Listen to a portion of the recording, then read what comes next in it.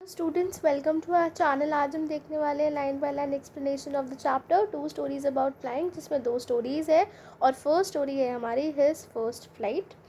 ठीक है, ये राइटर का नेम है लियाम ओ फ्लेहोथ। ठीक है, ये this is the name of the writer और ये चैप्टर का नाम। अब देखो, टू स्टोरीज अबाउट फ्लाइंग क्यों बोला है, क्योंकि जो हमारे दो चैप्टर है ना, दोनों हिज फर्स्ट फ्लाइट और द ब्लैक एरोप्लेन, ये दोनों ही चैप्टर फ्लाइंग से रिलेटेड है।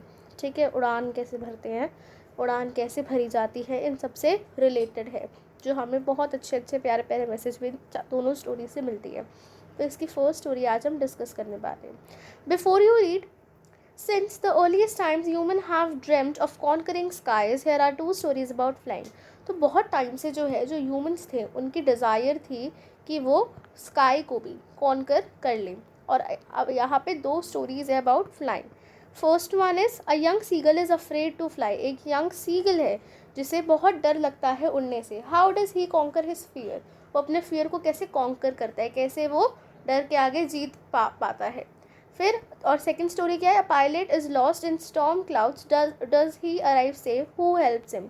तो एक पायलट है जो स्टॉर्म में खोल जाते हैं, क्लाउड्स के स्टॉर्म में, क्या वो अराइव हो पाएंगे सेफ जहाँ वो जाना चाहते हैं और कौन उनकी हेल्प करेगा। तो पहले है हमारा चैप्टर का his first flight. His first flight. The young seagull was alone on his ledge. Now what is ledge? देखो, a narrow horizontal shelf projecting from a wall or a cliff.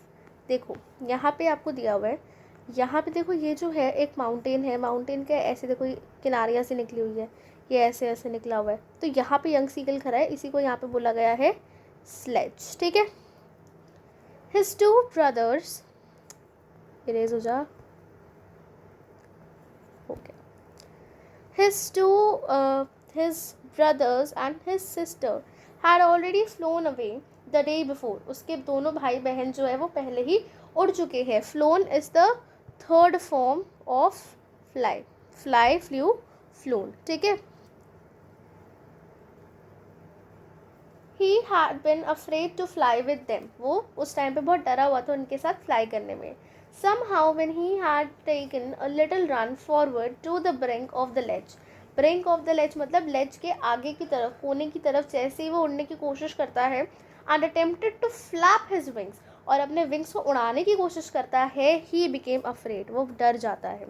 The great expanse of सी, अब वो किस चीज़ से डरता है, यहाँ पे उस चीज़ का डिस्क्रिप्शन दिया हुआ है कि द ग्रेट एक्सपांस ऑफ सी मतलब सी जो चारों ओर फैली हुई है, stretch down beneath and it was long way down, miles down, और अंदर भी बहुत ज़्यादा गहराई है। He felt certain that his wings would not support him. Now what is the reason he was afraid? वो afraid क्यों है? देखो यहाँ पे आपको पता होना चाहिए कि जो यंग सीगल है, यंग सीगल एक मेल है। तो जब भी आप राइट करोगे यंग सीगल के बारे में, तो आप उसको ही से आइडेंटिफाई करोगे, क्योंकि जेंडर आपको यहाँ पे यंग सीगल का दिया हुआ है। ओके, अब उसके बाद यहाँ पे क्या बोला हुआ है कि वो क्यों, what is the reason behind कि वो डरता था। तो डरता क्यों था, एक तो भाई एक तो इतनी बड़ी सी थी तो उसको थोड़ा डर लग रहा था, और बाकी उसको लगता था that his wings would never support him, उसके विंग्स उसे सपोर्ट नहीं करेंगे। So he bent his head and run away back to the little hole under the ledge where he slept at night. तो जहाँ वो रात को सोया करता था, वहाँ वो भाग के फिर चला जाता है अपने घर में। Even when each of his brothers and his little sister, तो जब भी जो है उसके ब्रदर और उसकी सिस्टर जो है, हुज विंग्स वर फार शॉर्टर दैन हिज ओन, जिनके जो विंग्स थे, जो पंख थे, वो सीगल के कंपैरिजन में बहुत छोटे थे, ran to the brink, flapped their wings and flew away. उन्होंने क्या किया, उन्होंने वो ब्रिंक के पास गए, अपने पंख फैलाने की कोशिश करी, फैलाए और फिर उड़ के चले गए। He failed to muster up courage. Now what is the meaning of muster? Muster का मीनिंग होता है gather. Courage यानी कि हिम्मत, हिम्मत जुटाना, वो हिम्मत नहीं जुटा पा रहा था young seagull to take that plunge. Plunge मतलब जंप क्विकली, फटाफट जंप करना, की करेज उसके अंदर नहीं आ रही थी। Which appeared to him so desperate, जो चीज़ उसके अंदर होनी चाहिए थी ताकि वो आगे बढ़ पाए।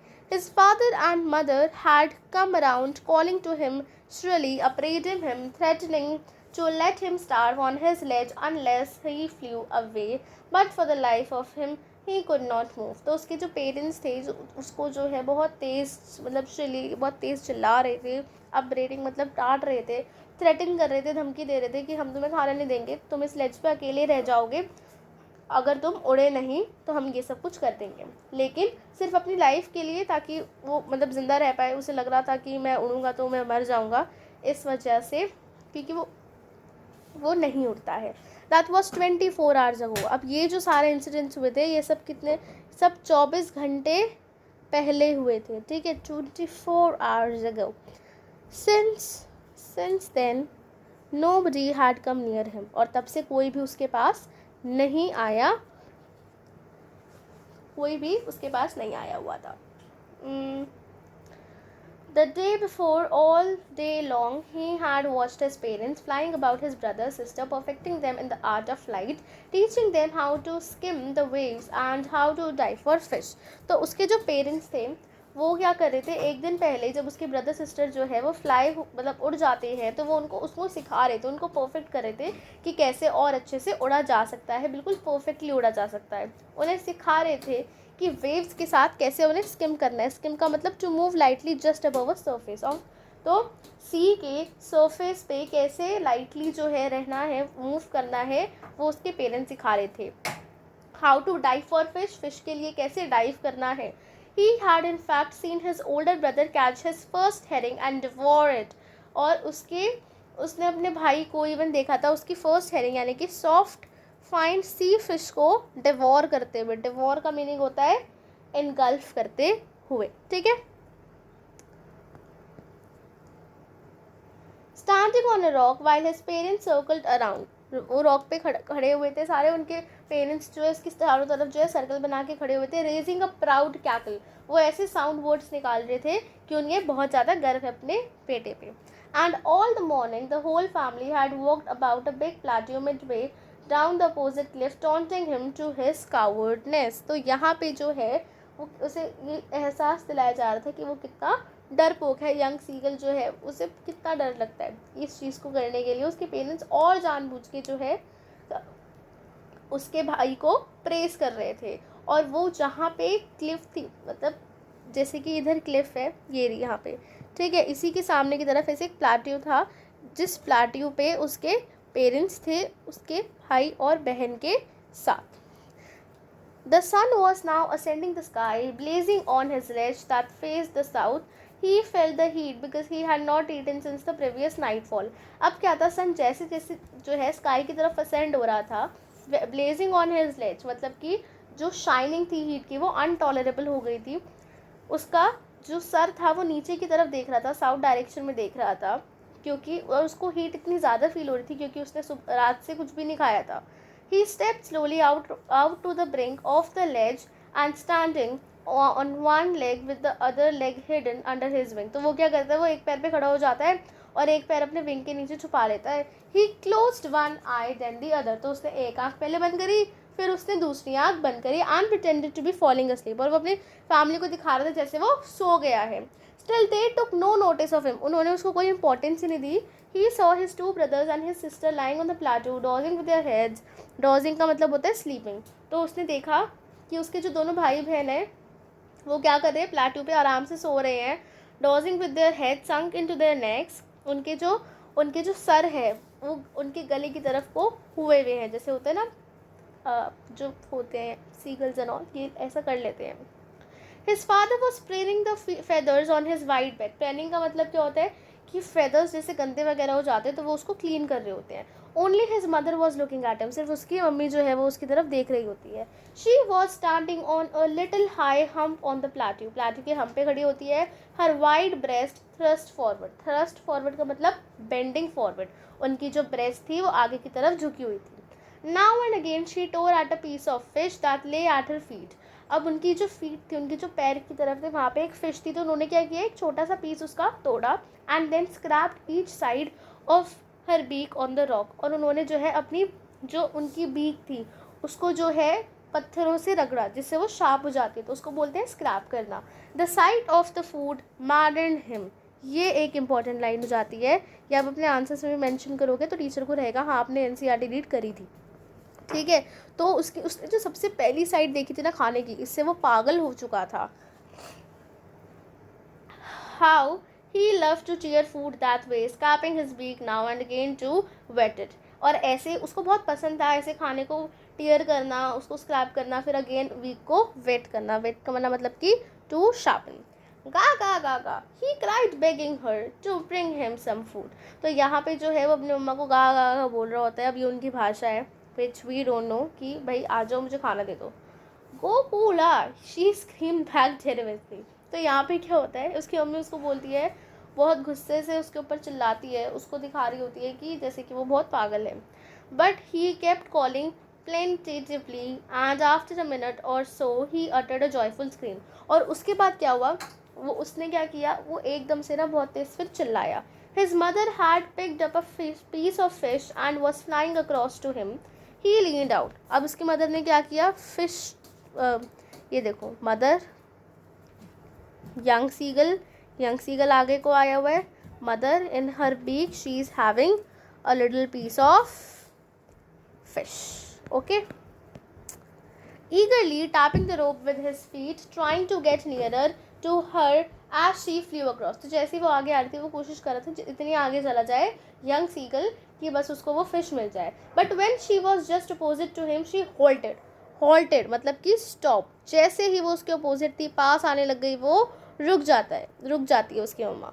हर wings motionless, the piece of fish in her beak almost within reach of the beak। अब उसकी बीक जो है, सीगल की बीक तक जो है वो पीस ऑफ फिश पहुंचने ही वाला था, बट वो बिल्कुल रुक जाती है, उनके विंग्स मोशनलेस हो जाते हैं।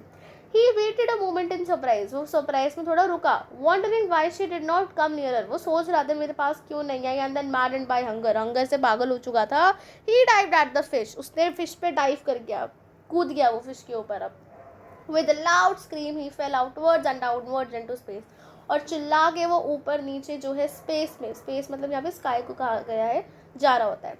Then a monstrous terror seized him। और इसके बाद एक डरावना टेरर से वो डर जाता है। And his heart stood still। पर फिर भी दिल उसका थोड़ा वैसे ही रहता है। He could hear nothing। उसको कुछ सुनाई नहीं दे रहा होता। But it only lasted a minute। पर ऐसा सिर्फ कुछ टाइम के लिए होता है।